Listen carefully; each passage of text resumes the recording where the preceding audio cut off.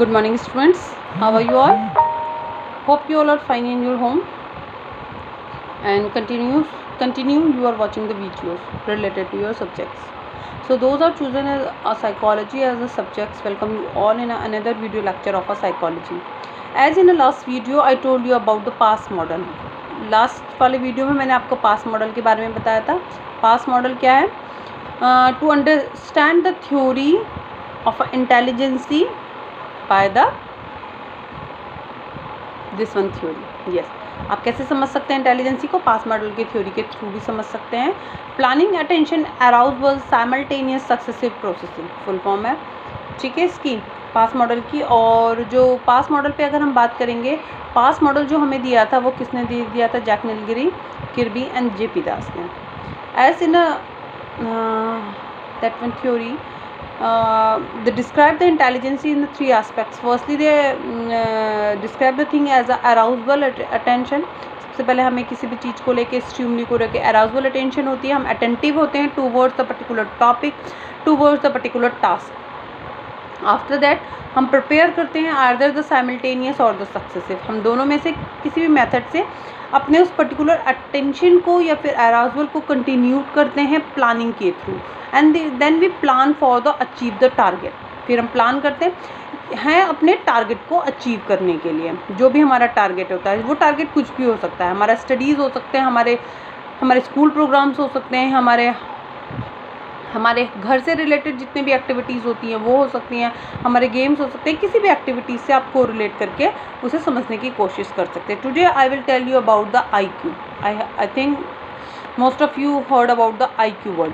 ठीक है, आप में से बहुत सारे बच्चों ने IQ वर्ड सुना होगा, जो किससे रिलेटेड होता है? इंटेलिजेंसी से. With the help of a IQ test you know about your intelligence. The full form of IQ is intelligence quotient. ठीक है, इसे हम कहते हैं असेसमेंट ऑफ इंटेलिजेंसी. अब मैं देखो थ्योरी से असेसमेंट पे आ गए. अभी थ्योरी में कुछ पार्ट्स हमारा बचा हुआ है, but later on we will discuss. Assessment of intelligency में हम कैसे कर सकते हैं? With the help of IQ. 1905 में अल्फ्रेड बिनेट ने फर्स्टली सक्सेसफुल मेजरमेंट करा था in a part of intelligency. उन्होंने अपनी स्टडीज़ में इसे इन्वॉल्व करा. अल्फ्रेड बिनेट ने सबसे पहले वर्क करा in the field of the intelligence in 1905. उन्होंने जो मेज़रमेंट के लिए कुछ स्टेप्स लिए, तो फर्स्टली उन्होंने मेंटल एज 2 पार्ट्स में लिया. IQ का उन्होंने एक फार्मूला दिया, IQ is equal to MA/CA × 100. IQ क्या हो गई? हमारी इंटेलिजेंस क्विटेंट हो गई. और ये हम कैसे निकालेंगे? MA means mental age upon CA means chronical age और योर बायोलॉजिकल एज × 100. आपकी जो मेंटल एज होगी उसको हम अपॉन करेंगे आपकी जो बायोलॉजिकल एज है, इफ यू आर 15-16 ईयर्स, और × 100. ठीक है, इसका एक प्रॉपर मेथड होता है. With the help of a questionnaire you can solve this IQ. ठीक है, आपको एक क्वेश्चन आयर सॉल्व करना पड़ेगा इस IQ के लिए. We will do this one part in a practice work और in our practical work. So intelligent quotient के लिए 1912 में विलियम स्ट्रैन ने वर्क करा. उन्होंने IQ के लिए फार्मूला दिया और उसको इनटू करके हम क्या कर सकते हैं? उसको पूरा सॉल्व कर सकते हैं. इसकी एक रेंज, एक टेबल भी बनी होगी. Those students download the PDF file of a book, they know about the IQ range. इसमें डिफरेंट IQ रेंज है, उसका डिस्क्रिप्शन है उसके अकॉर्डिंग, जिसके थ्रू आप समझ सकते हैं the assessment of intelligence. If the person got the marks or the IQ range of the 130, it means he or she is a very superior type of intelligence. According to the different range of IQ, you can understand the IQ level of the individual. ठीक है, ये थोड़ा सा हमारा practical aspect है. इसमें simple आपको कुछ नहीं लर्न करना है. If the objective type of question will come, that time this types of question will come.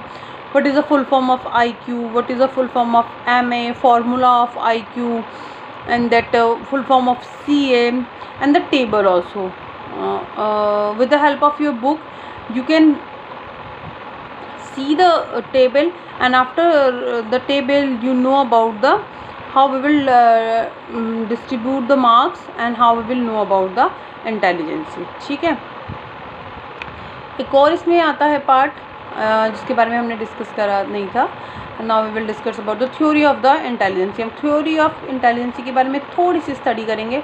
सबसे पहले अल्फ्रेड बिनेट आए. अल्फ्रेड बिनेट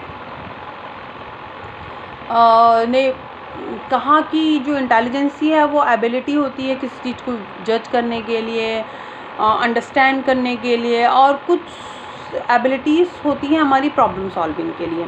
अल्फ्रेड बिनेट ने ऐसा कहा. अल्फ्रेड बिनेट ने जो थ्योरीज दी है इंटेलिजेंसी की वो सिंगल एस्पेक्ट्स पे दी है. उसके बाद चार्ल्स स्पेयरमैन आए. चार्ल्स स्पेयरमैन ने अल्फ्रेड बिनेट की जो थ्योरी है वो वन फैक्टर थ्योरी के नाम से जानी जाती है या फिर यूनिफैक्टर थ्योरी. आप हेडिंग डालिए theory of intelligency and that one you start from the Alfred Binet given the one factor theory or the unifactor theory.